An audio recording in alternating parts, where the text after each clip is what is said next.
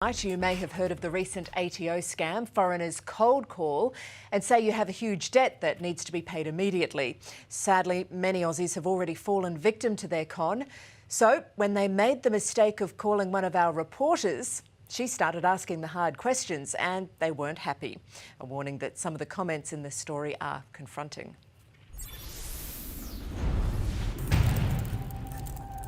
Ma'am, I just need your name so that I can go ahead and get your file from the higher authority. You should already have my name. Hey, why are you talking to me like that?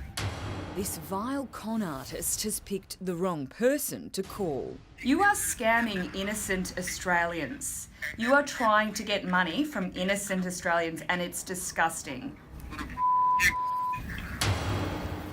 And what this sick scammer says next will leave you with chills.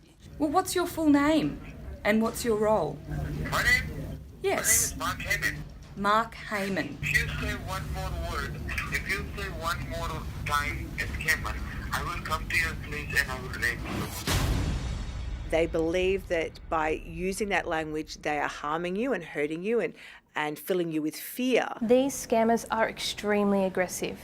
How much do I owe? When they say you're going to lose your home, you're going to be arrested by the police, that scares people. It scares people a lot. The ATO, well, what was this about? If we don't hear from you, we have to issue arrest warrant under your name and get you arrested. You can imagine the shock this grandmother felt when she got a call from a man claiming to be from the Australian Taxation Office, telling her she owes $50,000. I said, you're a scammer. I said, I know exactly. I said, I don't owe that money.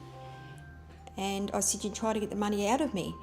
I said, well, now the Australian Federal Police have got your phone number. Don't mess with Debbie. This feisty 61-year-old was quick to call authorities. I told the scammer on the end of the phone, well, I'll be waiting at home for the police with a cup of coffee. The moment you receive this message, I want you to get back to me on my department division number 280. Sadly, not everyone sees through their lies.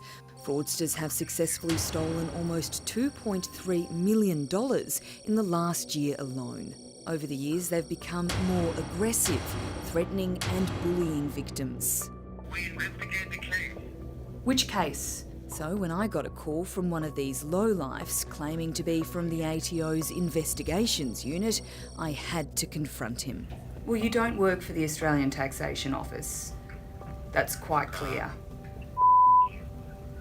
Do you talk to elderly people like this? Yeah, for sure. Which country do you live in? You think you are so smart and I'm a fool, right? No. The call escalates after I call him a scammer, this creep saying he'd find me and sexually assault me. You do understand I'm recording this call? Hey, fun, whatever, do whatever you want. Well, we might have to report this to police because you've just threatened to rape me. Shut up. This is unbelievable. You can't talk to people this way. Go and yourself. You don't want to fuck with that. Oh, it's absolutely disgusting, and that alone constitutes criminal behaviour because of the threats that he was directing at you.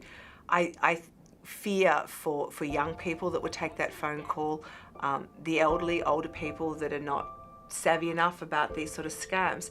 It is really distressing stuff, especially the threats of personal harm. Imagine how distressing that is. Former cop and now cyber safety expert Susan McLean says these organised criminal gangs use programs to mask their true caller ID, but authorities can still trace them. It is a criminal offence. The problem is the volume of online crime that law enforcement around the world have to deal with makes dealing with these sort of crimes very, very difficult. They are very threatening. Once they realised I knew they were scammers, they started swearing at me. Mum Kelly has also spoken to a foul-mouthed scammer who was working in a call centre with hundreds of others. I didn't want them to call other people. I wanted them to stay on the phone with me so other people didn't get scammed because I was aware that it was a scam. Well, my name is... She's part of a growing movement where punters are trolling the trolls and wasting their time. And my address is... He hung up on me. Can you tell me how do I make the payment immediately? Because I don't want to be sued for this. I said to him, I can't believe that you do this and, you know, people won't fall for this. And he said, you'd be surprised, we make millions of dollars a day from people doing this. Stop trying to get money out of innocent Australians. That's all I want. Australians? Australians are not innocent. They are traitors. What we've actually seen recently is where they use a tactic where they get somebody else on a conference call and that third person pretends to be your tax agent to try and convince you that this tax debt is real.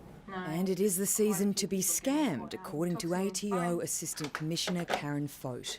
In the last month, we've had over 37,000 people report receiving one of these scam calls, and over $1.1 million has been paid out to these scammers in the last month alone. They've certainly ramped up the level of abuse that they hurl, especially when they've been caught out. Obviously, a tax officer is not going to threaten you like that if they were to contact you about a tax debt. Why are you speaking to me in such a vulgar way? Because you were calling me a scammer. You were pissing me off, and you expect me to be good with you? Well, you are a scammer. Yes. What do you want? All I want is for you to stop trying to get money out of innocent Australians. That's all I want. They're low lives. They've got nothing better to do than to try to get money out of people that they're not entitled to. Just